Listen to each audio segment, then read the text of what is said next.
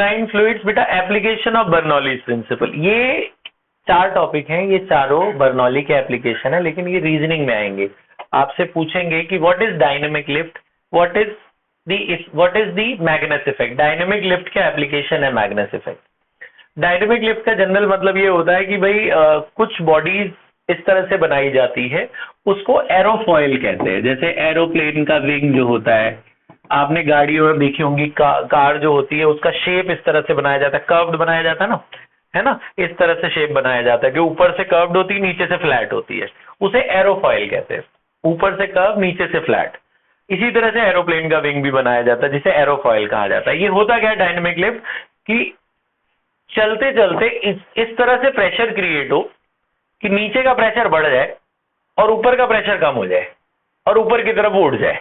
ज्यादा जब तेज से चलती है ये, तो नीचे का प्रेशर इंक्रीज होता है, डाउनवर्ड प्रेशर, और अपवर्ड प्रेशर डिक्रीज हो जाता है। तो जब डाउनवर्ड प्रेशर बढ़ेगा, नीचे से प्रेशर बढ़ेगा, तो ऊपर की तरफ उठती है, उसे डायनेमिक लिफ्ट कहते हैं। डायनेमिक का मतलब मोशन और लिफ्ट का मतलब उठना। मोशन, बॉडी का शेप इस तरह से बनाया जाता है कि मोशन होने की वजह से बॉडी ऊपर की तरफ उठती है, ऊपर की तरफ उड़ जाती है, उसे डायनेमिक लिफ्ट कहते हैं इस प्रोसेस को। या उसके अंदर, अच्छा फिर ये मैग्नेस इफेक्ट क्या होता है, इसी के एप्लीकेशन में एक पार्ट आता है मैग्नेस इफेक्ट। मैग्नेस इफेक्ट का मतलब ये होता है कि जैसे आप जनरली ये है कि कोई भी बॉडी आपने हवा में फेंकी, तो जिस रास्ते से फेंकी थी आपने, जैसे मैंने फेंका था सीधा, वो सीधा जब जाती है तो आपको पता है कि वो ऐसे पैराबोलिक पाथ फॉलो करती है। कोई भी बॉडी हवा में फेंकते हो तो it is like a projectile, it follows a parabolic path. तो वो अपने पैराबोलिक पाथ से हल्की सी चेंज हो गई, हल्की सी टेढ़ी, जैसे ऐसे जा रही, ऐसे सीधी जानी चाहिए थी, ऐसे पैराबोलिक, वो ऐसे जाने की वजह यूं मुड़ गई, हवा में ही मुड़ गई, हवा के अंदर डेविएशन हो गया। हवा के अंदर मुड़ने को मैग्नेस इफेक्ट कहते हैं।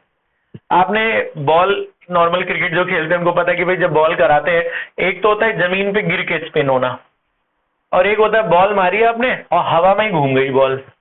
हवा में भी कभी कभी बॉल ऐसे घूम के टेढ़ी चली जाती है, उसे मैग्नेस इफेक्ट कहते हैं। एयर के अंदर स्पिन हो जाना, जमीन पे गिर के बॉल घुमा रहे हो वो तो घूम ही जाती है लेग और ऑफ, हवा में अंदर भी स्पिन होती है, उसे कहते हैं मैग्नेस इफेक्ट। तो एयर के अंदर स्पिन कैसे होती है उसको आपने समझाना है। जब बॉल को स्पिन करा के फेंकते हैं, एयर के अंदर जब स्पिन करा के फेंकते हैं, बॉल घुमाते हो ना, जब बॉल घुमाते हो आप, तो उसके साथ की जो हवा है वो भी घूमेगी, उसके अगल बगल की जो हवा है, अब बॉल घुमाओगे हवा में ही जाएगी, जब बॉल घूमेगी तो अगल बगल की जो एयर है उसको भी लेके घूमेगी। तो उसके बाहर की जो एयर होती है, जब बॉल ऐसे कर्व्ड है तो बॉल जिस जगह पे घेरेगी उस जगह की एयर भी अपने साथ साथ वो स्पिन कराएगी, वो भी स्पिन होगी। थोड़ी देर बाद जब बॉल आगे जाएगी, ध्यान से सुनना छोड़ की तरफ, जब बॉल आगे जाएगी, जैसे बॉल तो जा रही है आगे विद सम वेलोसिटी v, तो जो ऊपर वाली एयर होती है, ध्यान से बिल्कुल सुनना, जो ऊपर वाली एयर होती है उसकी वेलोसिटी बहुत तेजी से बढ़ती है। आपने ऐसे बॉल उठाई तो ऊपर की हवा की स्पिन, ऊपर हवा भी स्पिन हो गई साथ में, तो ऊपर की हवा की जो वेलोसिटी है वो इंक्रीज होती है। क्या बढ़ता है? वेलोसिटी इंक्रीज होती है ऊपर की। तो याद रखना एक बात, बर्नौली के हिसाब से अगर वेलोसिटी बढ़ेगा तो प्रेशर कम होता है। Velocity is inversely proportional to pressure according to Bernoulli's.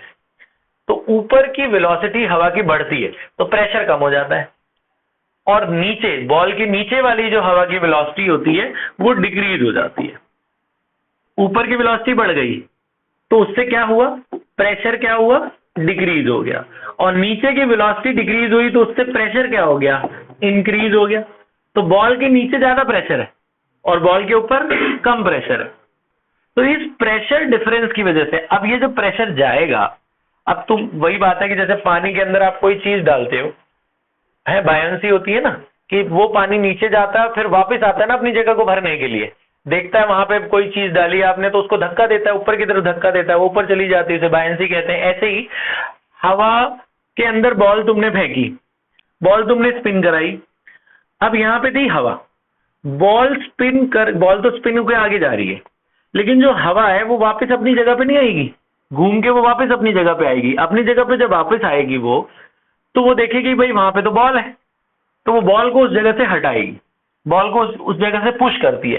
तो एयर, जो नीचे वाला एयर होता है, उसका प्रेशर इंक्रीज होने की वजह से ये बॉल को पुश करता है, बॉल को एक अलग डायरेक्शन में पुश करता है तो बॉल हवा के अंदर स्पिन हो जाती है। Due to difference in the pressure there is a effect called Magnus effect. Magnus effect is the deviation of path of the ball in air. हवा के अंदर बॉल की रास्ता बदल जाना, अपनी जगह से अपने रास्ते से भटक गई, अपने रास्ते से टेढ़ी मेढ़ी हो गई। क्यों हुई? आपने बस इतनी बात बतानी है कि ऊपर की वेलोसिटी कम होती है तो प्रेशर बढ़ जाता है। बाय बर्नौलीज प्रिंसिपल जरूर लिख देना। ऊपर की वेलोसिटी बढ़ती है और नीचे की वेलोसिटी क्या होती है? कम। तो वेलोसिटी इंक्रीज होगी ऊपर की तो ऊपर का प्रेशर कम हो जाएगा, और नीचे की वेलोसिटी डिक्रीज होगी तो नीचे का प्रेशर बढ़ जाएगा। तो प्रेशर बढ़ जाने की वजह से प्रेशर डिफरेंस क्रिएट हो जाता है अपर और लोअर सरफेस में। यही सेम कंसेप्ट एयरक्राफ्ट विंग का भी है। एयरक्राफ्ट विंग इस तरह से बनाया जाता है कि ऊपर वाला फेस कर्व्ड होता है, नीचे वाला फ्लैट होता है, आगे वाला ब्रॉडर होता है, आगे वाला ज्यादा ब्रॉड होता है और पीछे वाला पतला होता है, पिछले वाला शॉर्ट होता है। एयरक्राफ्ट विंग इस तरह से बनाया जाता है। इसमें भी जब आगे ये स्पीड से जाएगा तो हवा आएगी। हवा जब आएगी, ऊपर कर्व्ड पाथ है तो ऊपर को तो क्रॉस करके निकल जाएगी, नीचे फ्लैट पाथ है, नीचे सारा का सारा फ्लैट है सरफेस। तो जब फ्लैट सरफेस है तो नीचे ज्यादा ही हवा इकट्ठी हो जाती है, ऊपर तो ऐसे क्रॉस करके उसको चीरती हुई ऐसे टेंजेंशियली निकल गई।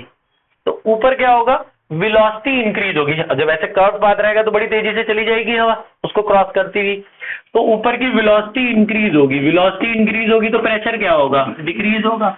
नीचे क्योंकि फ्लैट सरफेस है तो वेलोसिटी डिक्रीज होती है, तो वेलोसिटी डिक्रीज होगी तो प्रेशर क्या होगा? इंक्रीज होगा। नीचे ज्यादा हवा का प्रेशर है, ऊपर कम हवा का प्रेशर है, तो नीचे वाला धक्का नहीं देगा ऊपर की तरफ। नीचे प्रेशर बढ़ रहा है तो नीचे वाला धक्का देता है सरफेस को, फ्लैट सरफेस को धक्का देता है तो ऊपर उड़ जाती है। तो हवा भी मदद करती है एयरक्राफ्ट को ऊपर की तरफ उड़ने में। उसे हम लोग लिफ्ट ऑफ एन एरोप्लेन कहते हैं, या इस शेप को एरोफॉइल कहा जाता है।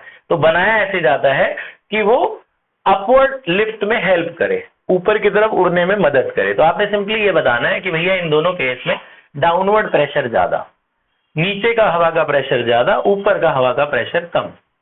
तो फिर जब नीचे प्रेशर ज्यादा होगा तो ऊपर उठने में उसे मदद करेगी, ऊपर लिफ्ट में उसे मदद करेगी। फिर ये अगला टॉपिक है blood flow and heart attack. अब ब्लड फ्लो और हार्ट अटैक तो जनरली बायोलॉजिकल टर्म है, लेकिन थोड़ा सा इसमें बर्नौली का भी यूज होता है। आपको पता है कि जब हम कुछ भी उल्टा सीधा खाते हैं तो कैपिलरी के अंदर, हमारी आर्टरी के अंदर फैट जमा हो जाता है ना? फैट जमा हो जाता है, उससे प्लेक कहते हैं। ज्यादा फैट जमा हो जाता है तो उससे प्लेक कहते हैं। पहले पूरी आर्टरी से ब्लड निकलता था, अब क्या है? इतनी दूर प्लेक जमा हो गया, अब खाली यहीं से ब्लड निकलेगा, जो इतना एरिया बचा है वहीं से ब्लड निकलेगा है। अब आपको पता है कि भैया एरिया A1V1 या AV is constant according to equation of continuity. Area और वेलोसिटी का प्रोडक्ट क्या होता है? कांस्टेंट। तो velocity is inversely proportional to area. तो एरिया कम तो वेलोसिटी ज्यादा। एरिया कम हो गया ना इसका, पहले पूरे एरिया से जा रहा था, अब इतनी एरिया से जा रहा है, तो एरिया कम तो वेलोसिटी ज्यादा। तो एरिया कम होने की वजह से वेलोसिटी क्या होता है? इंक्रीज। अब बर्नौली के हिसाब से जिसकी वेलोसिटी ज्यादा होती है उसमें प्रेशर क्या होता है? डिक्रीज हो जाता है। तो यहां से वेलोसिटी ज्यादा, प्रेशर कम। प्रेशर कम होगा तो हार्ट को ज्यादा मेहनत करनी पड़ेगी, भैया मुझे सारा ब्लड आगे पहुंचाना है, लेकिन जा ही नहीं पा रहा है, प्रेशर ही कम है। इतनी सी जगह से कितना ब्लड जाएगा? क्योंकि जगह जगह आपकी आर्टरी में प्लेक जमा हुआ है, क्योंकि आपने फैट इतना खाया है। तो फिर जब ये यहां से जाएगा तो प्रेशर कम होगा, तो फिर हार्ट को मेहनत करनी पड़ेगी सारे ब्लड को आगे पहुंचाना, और सारे ब्लड को जब वो आगे पहुंचाएगा फिर वेलोसिटी बढ़ जाएगी, उतनी सी जगह से तेजी से निकालना पड़ेगा ना ब्लड को, फिर वेलोसिटी बढ़ेगी तो फिर प्रेशर डिक्रीज हो जाएगा। तो जितनी बार प्रेशर डिक्रीज होगा उतनी बार हार्ट को ज्यादा मेहनत करनी पड़ रही है कि भैया और तेज मेहनत करो कि भैया वेलोसिटी बढ़ रही है तो प्रेशर डिक्रीज हो जा रहा है, तो फिर वापस चला आ रहा है ब्लड। अब यहाँ सारा ब्लड इकट्ठा हो गया, फिर हार्ट को मेहनत करनी पड़ रही है बार बार पुश करने पे। इससे क्या होता है कि एक पॉइंट के बाद हार्ट काम करना ही बंद कर देता है। वो सोचता है कि भैया इतना ज्यादा ब्लड यहाँ इकट्ठा हो गया, इतनी कम जगह से पहुंचाना है, और जितनी बार ले जा रहे हैं तेज से वेलोसिटी बढ़ा रहे हैं, प्रेशर डिक्रीज हो जा रहा है, प्रेशर यहाँ से कम हो जा रहा है, फिर यहाँ ब्लड इकट्ठा हो जा रहा है, हार्ट को और मेहनत करनी पड़ रही है, आगे प्रेशर देना पड़ रहा है ब्लड को फ्लो करने में। तो उससे क्या होता है, हार्ट काम करना ही बंद कर देता है। जब बहुत सारी आर्टरी ऐसी ब्लॉक हो जाएगी तो हर जगह से हार्ट को प्रेशर लगाना पड़ेगा आगे मूव कराने के लिए, और हर जगह पे प्रेशर डिक्रीज हो गया क्योंकि सब जगह प्लेग जमा है। तो जब सारी कैपिलरीज ब्लॉक हो जाती है एक पॉइंट के बाद हार्ट काम करना ही बंद कर देता है, तो उसे हार्ट फेलियर या हार्ट अटैक कहा जाता है। बात समझ आई?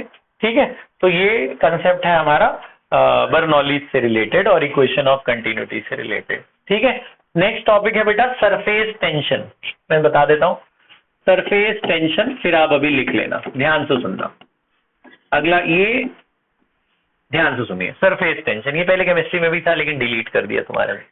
सरफेस टेंशन को अलग अलग किताबों में एस से भी डिनोट करते हैं या सिग्मा से भी डिनोट करते हैं, ये दोनों डिनोशन है सरफेस टेंशन। सरफेस टेंशन होता क्या है? सरफेस टेंशन बेसिकली होता है कि कोई ऐसी लिक्विड की प्रॉपर्टी है, ये लिक्विड की बात हो रही है, अगर एक लिक्विड किसी एक दूसरे लिक्विड के ऊपर जाए जिसमें वो घुलता ना हो, एक होता है सोल्यूबल, एक होता है इनसोल्यूबल। अब मैं कहूं कि मैं पानी और तेल मिक्स करूं, पानी और तेल नहीं घुलते, तेल और तेल मिलाएंगे तो घुल जाएंगे। पानी के ऊपर तेल डाल दो या तेल के ऊपर पानी डाल दो तो फिर वो क्या करेगा, जब अगर उससे घुलेगा नहीं तो उससे दूर भागेगा, तो उससे दूर भागता है तो ऐसे छोटी छोटी बूंद बना के उसके ऊपर सरफेस पे इकट्ठा हो जाता है ना। पानी के ऊपर तेल डाल दो तो तेल क्या करेगा, छोटी छोटी ऐसी बूंद बना के वहां इकट्ठा हो जाएगा। तो सरफेस टेंशन इसी को कहते हैं कि सरफेस टेंशन ये होता है कि जब दो इमिसिबल लिक्विड जो आपस में घुलते नहीं है उनको जबरदस्ती मिक्स करने की कोशिश की जाती है तो दूसरा पहले वाले से दूर भागता है।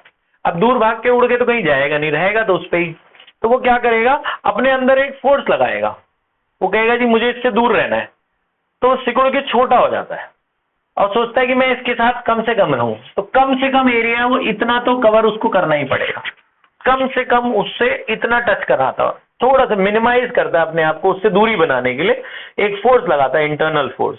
तो कितना फोर्स वो लगाता है अपने आप को श्रिंक करने में पर यूनिट लेंथ, इस छोटी सी लेंथ पे, उसे सरफेस टेंशन कहते हैं। समझा सरफेस टेंशन क्या होता है?